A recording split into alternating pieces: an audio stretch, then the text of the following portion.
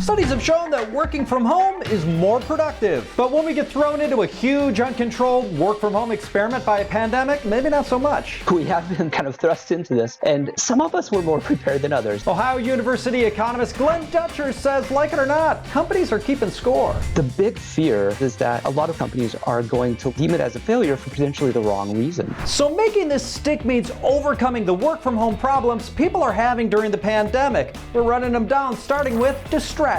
We don't have kids running around in our offices trying to distract us, right? Normally, if you're working from home, the kids are at school, not during a pandemic. There's so many studies that show that multitasking isn't really that effective. So if we're trying to homeschool the kids and we're also trying to get our tasks done, it's just going to harm our productivity. It's hard, but find a room where you can close the door or try to set rules for quiet hours during the day. Or would you rather go back to hot desking with Beth from accounting? Next, during the pandemic, a lot of us have kind of enjoyed the alone time, but fight that urge and increase your virtual FaceTime. Research has shown that if you just increase the physical distance by not that much actually, then there's less chances of collaboration. So even in an office, just putting someone in another room or on another floor can make collaboration take a nosedive. That's devastating because within a team, there's pieces of knowledge that some workers have that is important to other workers' productivity. The key is how some of those workers can transfer the knowledge to the others. Whether you call it institutional knowledge or mentorship, it's important.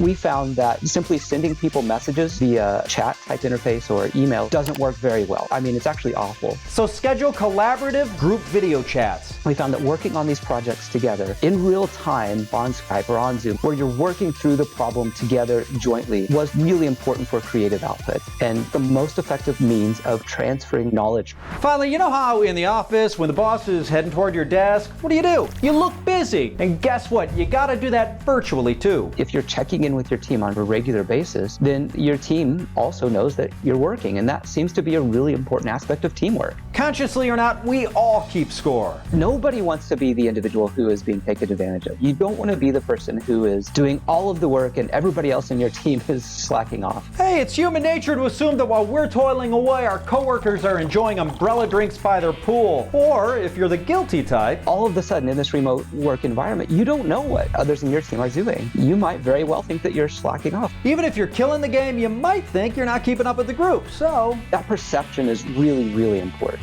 And it just requires a bunch of check-ins with your team. And there's just so many technologies available now that we didn't have before that are easy to take advantage of. So let's use the tools and make this grand experiment a success. Making work from home work is at the top of the list.